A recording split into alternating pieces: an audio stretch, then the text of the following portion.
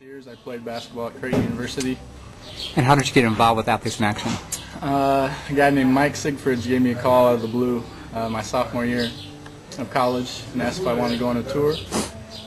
So I went, and it was summer of '99, Poland and Croatia, and I just kept coming back. How many tours have you done with Athletes in Action? Around 12, something like that. I don't know. Lost count. And where are we doing this interview right now? We are in Jerusalem, Israel. The Mecca of tours. Yeah. Just run down a list of some of the countries you traveled to. Poland, Croatia, Lithuania, Ivory Coast, Bulgaria, Egypt, India, Nepal, Kazakhstan, Kyrgyzstan. Kind of through AIA was Syria and Lebanon. Now Israel. Where did you play professionally after you graduated from Creighton? I played in the ABA with the Kansas City Knights for half a season right out of college, and then for a full season in 2003, 2004. Okay.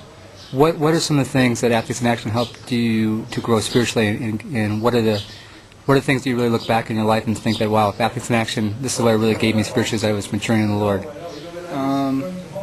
One of the bigger things was I kind of did an internship type thing in Xenia, and I lived with a guy named David Daniels, and that was a good time. Just spiritually for me, it was a time that I needed to work through some things, and that God brought up some issues and dealt with some things. And so being out there around people who were seeking after God and just kind of helped me work through some things. And that was a big thing that AIA has helped me, or people with AIA have helped me work through that. Also, being on these trips has kind of helped fan a flame for the nations, I guess, for seeing God's reign in every tribe and tongue and nation. I just get really excited thinking about the global aspect of things and God's purposes, and that's kind of helped fan the flame of that, going on tours overseas and kind of broaden the perspective of not just Christians in America. It's not just an American thing. Where do you hope to go, and what's your vision? What do you like to do now with your lovely bride?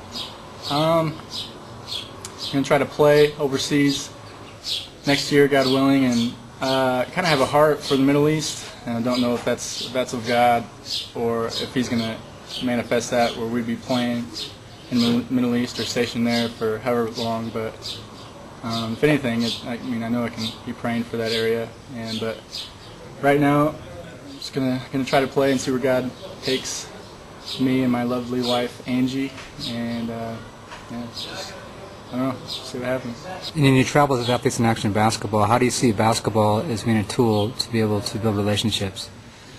I've heard time and time again on tours where basketball has brought so many people out where the local missionaries there would try, depending on the country, they said they'd never be able to have this kind of numbers of listening people ever, no matter what they tried. So basketball is kind of in sports is kind of a common language that people are interested in, excited about, and so that's the draw that brings people to hear.